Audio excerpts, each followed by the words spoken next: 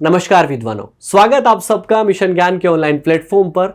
SSC selection post phase 12 2024 का official notification जारी हो चुका है। लेकिन सबसे पहला सवाल आपके दिमाग में यही आएगा, सर है क्या ये? भर्ती के बारे में जानते ही नहीं हम तो इसके बारे में।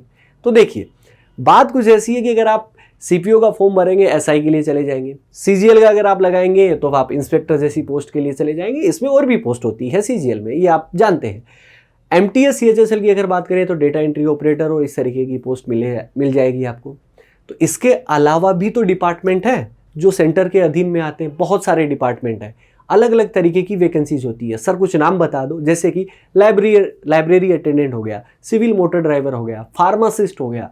इस तरीके की वैकेंसीज अलग अलग डिपार्टमेंट में होती है और उनका सम्मिलित रूप से एक ही एग्जाम ले लिया जाता है एसएससी के द्वारा और वो फेज में काउंट हो जाता है। इस बार फेज 12 हो गया, समझ गए? तो और भी मैं आसान भाषा में पूरी चीजें मैं बताऊंगा, क्योंकि अगर बात करें नोटिफिकेशन की तो 167 पेजेस हैं। अगर आप उनको पढ़ोगे तो बहुत सारा समय आपका खराब हो जाएगा। ये 7-8 मिनट का वीडियो आपका सारा समय बचा देगा। तो यहां पर अगर बात करें कि पदों की संख्या की तो वो 2049 है, पिछली बार की बजाय थोड़ा कम है। चलिए सबसे पहले हम बात करते हैं इंपॉर्टेंट डेट्स के बारे में। यहां पर आपके फॉर्म भरे जाएंगे, यानी कि 26 फरवरी से स्टार्ट हो चुके, 26 फरवरी 2024 से 18 मार्च 2024 तक आपके फॉर्म भरे जाएंगे। पहला सवाल कि मैंने यहाँ पे स्टार क्यों लगा रखा है, इसका भी मैं मतलब समझा देता हूँ। क्योंकि आपको अगर फॉर्म भरना है तो 100 रुपये आपसे चार्ज किए जाएंगे। पहली बात तो ये है, अगर आप SC/ST कैंडिडेट या फिजिकल डिसेबल कैंडिडेट अगर आप हैं तो आपको इस फीस से भी छुटकारा मिल जाएगा। अच्छा, इसके अलावा क्या है कि अलग अलग तरीके की पोस्ट है। सीरियल वाइज अगर बात करें तो 489 आपकी सीरियल नंबर दिए गए पोस्ट डिटेल के अंदर। अगर आप नोटिफिकेशन में 100 पेज के बाद में अगर उसको पढ़ोगे तो ठीक है, तो 100 से ज़्यादा पोस्ट हो गई।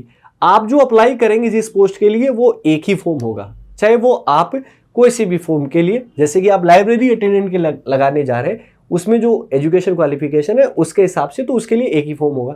किसी दूसरे के लिए लगाना चाहते हैं तो फिर आपको दूसरा फॉर्म भरना पड़ेगा। इस तरीके की चीज़ें हैं, ठीक है। तो ये आपको देख के समझ के करना है। और एग्जाम की अगर बात करें तो टेंटेटिव अभी निर्धारित है आपका 6-7-8 मई का 2024 को ये आपका एग्जाम हो जाएगा। टेंटेटिवली आपको बताया गया है, जो कि आपका थोड़ा आगे भी जा सकता है, ऐसी संभावना है।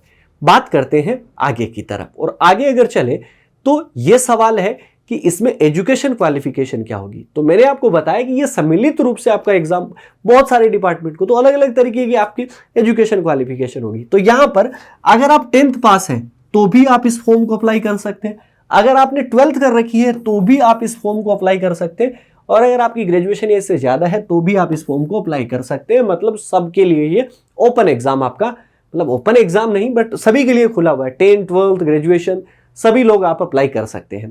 चलिए आगे की तरफ मूव करें तो क्राइटेरिया आएगा एज का। अब मैंने आपको बताया कि बहुत सारी पोस्ट है तो अलग अलग तरीके के एज के criteria according to post.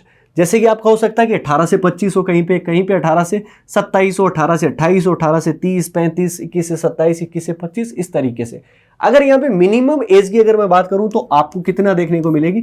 18 minimum age आपको देखने को मिलेगी। और अगर आप मैक्सिमम एज अगर आप देखना चाह रहे हैं तो यहाँ पर आपको कितना नजर आएगा? मैक्सिमम एज आपको 42 नजर आएगा।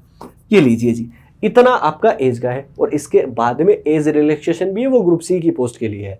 यहां पर अगर मैं बात करें SC/ST में अगर बात करेंगे तो 5 साल की आपको छूट मिल जाएगी। अगर आप SC/ST कैंडिडेट है, OBC कैंडिडेट है तो 3 साल की।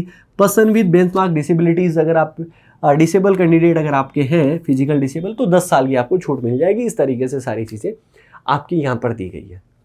अब मैंने अभी आपको एज का एक क्राइटेरिया बताया, कुछ समझ में नहीं आया होगा। ये इस तरीके से आपका होगा। क्या होगा कि 100 पेज के बाद में अगर आप इस नोटिफिकेशन को अगर आप पढ़ेंगे मेरे दोस्त, तो वहां पर रीजन वाइज आपकी पोस्ट लिखी हुई है। जैसे कि NWR रीजन में ये पोस्ट का नंबर रहेगा, उसका कोड हो गया है। पोस्ट नेम जैसे कि लाइब्रेरी अटेंडेंट है, ठीक है जी। और ये कौन से डिपार्टमेंट में आ रहा है? सेंट्रल रिसर्च इंस्टीट्यूट कसौली के अंतर्गत आएगा। और इसके अंदर आपकी 18 से 25 साल की आपकी क्या हो जाएगी एज। न्यूनतम एज आपकी 18 और मैक्सिमम आपकी 25। और ये किसकी भर्ती है? लेवल 2 की। तो इस तरीके से अलग अलग लेवल की है।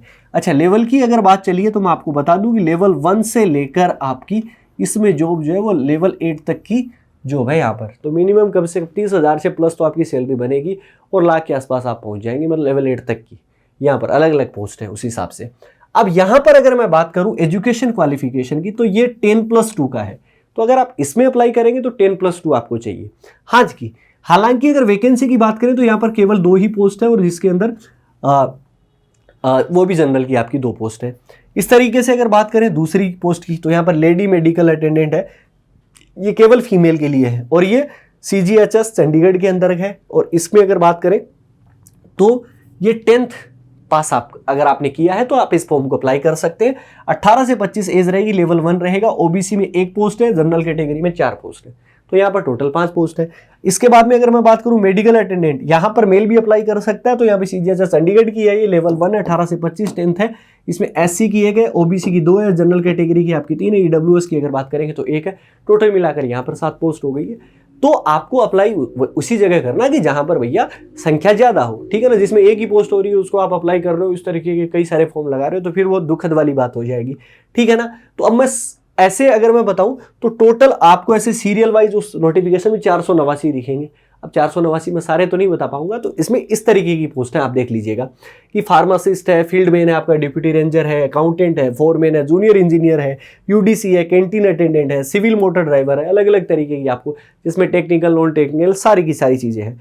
और टोटल अगर वैकेंसीज की अगर मैं बात करूँ तो वो आपकी 2049 है। जैसा मैंने पहले ही आपको बताया कि लेवल 1 से लेवल 8 तक की आपकी जॉब है। ये आपका पोस्ट की डिटेल हो चुकी है आपकी सारी की सारी। बाद में अब बात करते हैं कि स्कीम ऑफ एग्जामिनेशन कैसे हमारा सिलेक्शन होगा।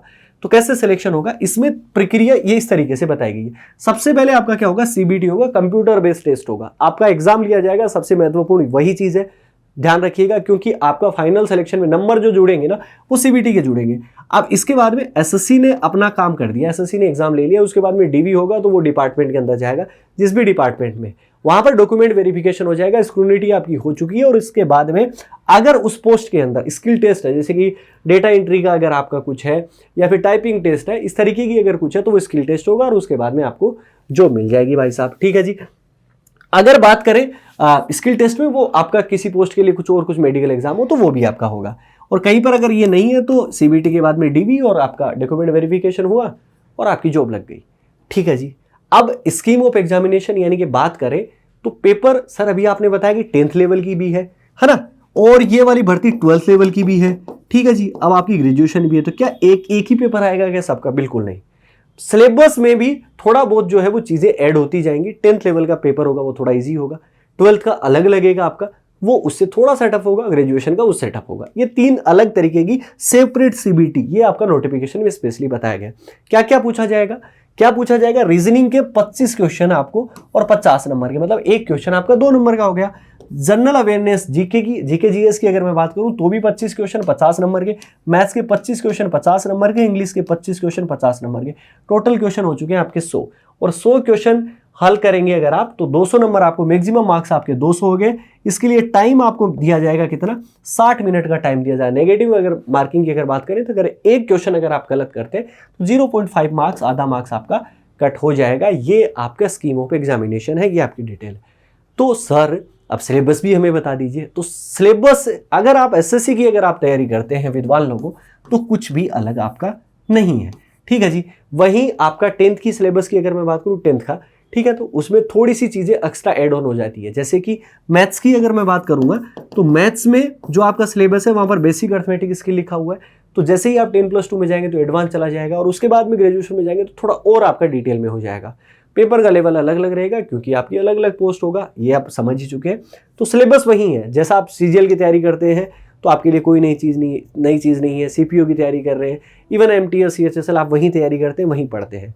अब मिशन ज्ञान आपके लिए क्या कर सकता है, ये आपका सवाल बनता है और बनना लाजमी है। पहली बात तो ये कि हमारी टीम सिर्फ एक चीज़ पर बिलीव करती है कि आपको जो भी हम प्रोवाइड करवाएं वो क्वालिटी वाला हो।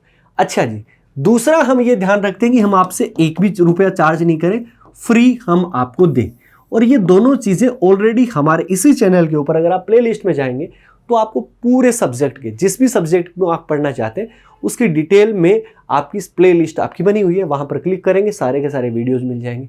प्रैक्टिस वहाँ पर करिए और इससे आगे आने वाली कि यहाँ पर हम लाइव क्लासेज या PDF या फिर हम कैसे आपको प्रोवाइड करवाएंगे उसकी डिटेल हम आपको फर्दर दे देंगे। तो आज के लिए बस इतना ही। ऐसी ही बेहतरीन डिटेल को पाने के लिए बस आप जुड़े रहिए मिशन ज्ञान के साथ। जय हिंद, जय भारत।